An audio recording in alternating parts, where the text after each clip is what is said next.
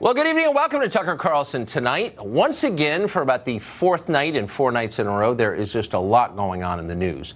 Up ahead, we'll have details about new dangers lurking in the Central American migrant caravan, the one that's just across our southern border tonight in Tijuana. The caravan is not what they told you it was. We'll tell you what it actually is. And then the question of voter suppression. Voter suppression is a phrase you're hearing a lot lately from Democrats. Suddenly it seems like it's 1956 again. But is voter suppression actually happening in America? We have the numbers on that, the conclusive numbers. Plus, with Christmas upon us, the left is mounting an attack on, naturally, Rudolph the Red-Nosed Reindeer. We'll tell you what they're saying about him. But first tonight, the big news. President Trump's former personal attorney, Michael Cohen, pleaded guilty in federal court today to lying to Congress. Cohen conceded that he was intentionally wrong. He lied about the dates of an abortive Moscow real estate deal when he testified to the Senate Intelligence Committee last year. Cohen's plea was, of course, big news on cable television. The president responded to it as well. He called Cohen, quote, weak and, quote, not a very smart person. Well, that's objectively true, of course. It's also worth asking why anyone would hire a weak, dumb lawyer. Someday we'll get to the bottom of that. But for now, let's consider what we have just learned about how Washington works. Apparently, it's now an enforceable felony to lie to the U.S. Congress. On one level, that is good news. We should take our own laws seriously. Functional countries do that. Nations in decline set up sanctuary cities and ignore their own borders. Nor is it implausible that Michael Cohen might have broken this law or really any other law. Nobody who knows him is shocked by the allegation. If Cohen was accused of running a cannibalism ring, you'd have to at least take the charge seriously. Anything is possible with that guy. So 3 cheers for law and order. The problem is, if you're going to enforce statutes, you have to enforce them fairly and evenly. The law has to apply to everyone. Otherwise, it's not really the law. It's a political weapon. Michael Cohen is facing 5 years in prison for telling Congress something that he knew was false. How often does that happen in Washington? If you watch C-SPAN, you know the answer. Constantly. All the time. There are almost never consequences, by the way. According to one study, between the Second World War and 2007, a total of only 6 people were convicted of lying to Congress. 6 people in 60 years. In other words, the law is not enforced, and that's why people break it so often. Watch this sworn testimony from 2013. This is not someone you haven't heard of. This is the then Director of National Intelligence, Jim Clapper, assuring the Congress under oath that the NSA absolutely does not spy on American citizens. Does the NSA collect any type of data at all on millions or hundreds of millions of Americans? No, sir. It does not. Not wittingly. Yeah. Clapper lied. He's a liar. There's no debate about that. And yet he wasn't charged for lying under oath. In fact, Clapper got richer after he retired. CNN hired him as an analyst. Pretty much the same thing happened to Jim Comey, the former FBI director.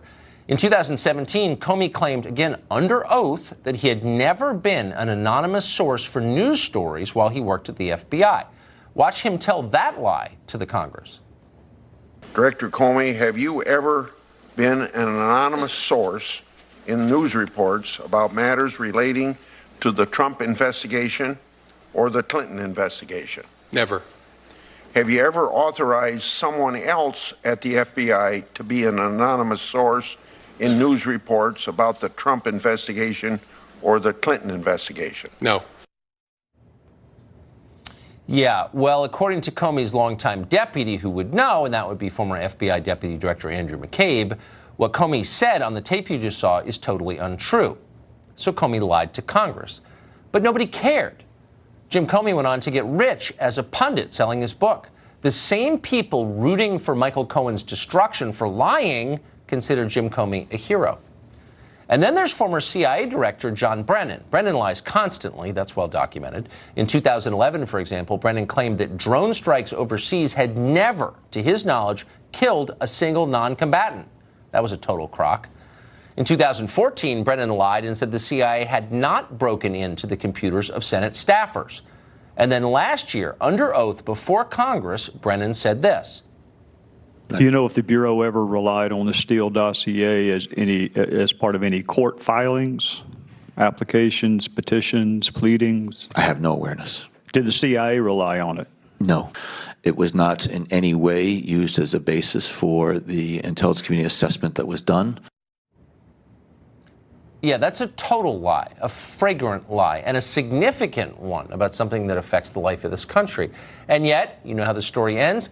Brennan was never charged with a felony for lying to the Congress. In fact, just the opposite. Washington rewarded him. Brennan is now an analyst for NBC News. He could be on the air tonight telling you why it's so vitally important that Michael Cohen was charged with lying to Congress. Because we really can't have that. Rule of law, blah, blah, blah, blah, blah. Do you notice a theme here that connects all of these stories? Yes, there is one, and it's simple. The well-connected can do pretty much whatever they want. They can lie to the Congress with impunity, and they do. They can lobby for foreign governments without bothering to register, and they do. If they're rich enough, they can even, molest children without being seriously punished. Ask Jeffrey Epstein. He did that. None of this, by the way, is a defense of Michael Cohen. That guy's a creep. He may very well wind up in jail. But if Cohen does wind up in jail, let's hope he's just the first in a long series of prosecutions. If the law is applied to Michael Cohen, then it has to be applied to people who have lied about things that actually matter. Jack Abramoff knows a lot about Washington. He's been here a long time. He's a former lobbyist, and he joins us tonight. Jack Abramoff, you've seen both sides of this. You've been in a position similar to the one Michael Cohen is now, charged with a crime under the lights. And you've also operated freely in Washington. Do you think that I'm overstating the case? Is the law evenly applied in this city? No, it doesn't seem to be evenly applied or anything close to evenly applied. And I think that this is one of the things that upsets the American people everywhere I go when I speak. People now, instead of ranting against corruption as they normally do, they've identified this as really one of the big problems that you have on the left. A series of people, the list is actually too long even to recite on the air, who have seemingly committed unbelievable crimes, the Clinton Foundation, et cetera, and instead of being punished or prosecuted or indicted, they're running for Congress, like Donna Shalala and others. And so I think that it seems certainly that the justice system in America, even under Republican presidents, is geared to go after people on the right and to ignore people on the left. Again, that's not to excuse Michael Cohen. I don't know what his deeds are, and we'll see what they are. But it seems that people on the left who are doing far worse than that, nobody says a thing about them.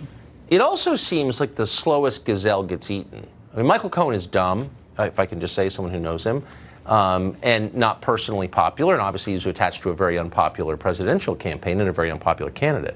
And so he seems like a very natural target, whereas someone like Jim Clapper, who's seen as this wise man, this chin-tugging graybeard, can lie about something deeply significant, about breaking the law. The NSA is not allowed to spy on Americans.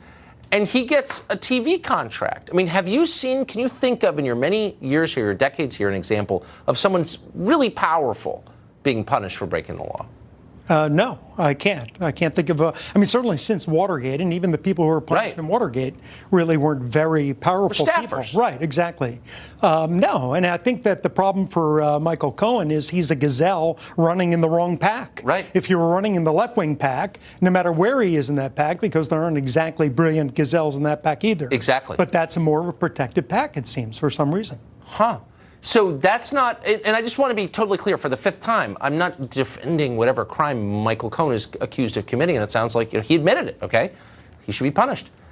But it does seem like that's corrupt. That's not justice when a law is only applied selectively. Well, it's corrupt and it's corrosive of the view of our system among the American people. There are a lot of people, even people on the left, I've talked to, who say, it doesn't seem like things are really being fairly applied, particularly the Epstein situation, which is absolutely abhorrent. Yes. Here's somebody who is molesting children, it seems, and facilitating the molestation of children by other powerful people, and they cut him a deal for 13 months in a county jail, I guess, where he got to leave the jail 6 days a week. Wow. I mean, somebody. But they confiscated his address book, I notice. And it's online, and you can look at it, and it's fascinating. And a lot of people you and I know personally are in that address book. I don't think any one of them has ever been charged with anything, even though prosecutors knew exactly who he was hanging out with. Well, from what they say, the deal that he signed actually protected any potential co-conspirators, which is also astonishing. How do you sign a deal like that? I know plenty of people I was in prison with who would love to have had a deal like that. That's exactly right. If only you'd benefited from that. Jack Abramoff, thank you. Thanks. An honest man who's been around. Jerome Corsi appeared on this program just the other night to describe what he believes are Robert Mueller's efforts to entrap him.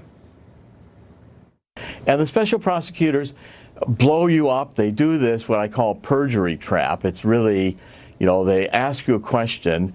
They have material they won't show you. You've forgotten about it. They say, you just lied because this email you forgot about in 2016 proves your current memory is wrong. I mean, it's a memory test. It's disgusting. And then they accuse you of lying. It's completely rigged, and it's politically driven by Clinton operatives who have an agenda. Now, of course, he says he's asked his attorney to draft a criminal complaint of his own to bring against Mueller for misconduct. How do we assess all of this? Elizabeth Price-Foley is a constitutional law professor at Florida International University College of Law, and she joins us tonight. Elizabeth, thank you very much for coming on. If we take 3 steps back, I'm a little bit surprised that this late in the process, we're still talking about Michael Cohen pleading to lying about the date of a perfectly legal real estate transaction that didn't even come to fruition, and Jerome Corsi at 72. This doesn't seem significant. It seems penny ante, and it doesn't seem related to Russian collusion. What is this telling us? Well, it's telling us how desperate Mueller and his team has become. After almost 2 years of investigating, spending millions of taxpayer dollars with a team of about 15 really aggressive, experienced lawyers, there's no there in terms of substantive evidence of Trump-Russia collusion. So after going hard at high-level Trump confidants and campaign officials, Mike Flynn, George Papadopoulos, Carter Page, Paul Manafort, Rick Gates, and now Michael Cohen, the best they can manage to do is get single counts of perjury out of some of them. So it shows you that these process crimes are all they've got. They don't actually have any evidence of Trump-Russia collusion, which was their mandate. But they're playing up the term Russia. And by the way, maybe they have videotape of Trump and Putin in the sauna, dividing up the world or something. I mean, who knows?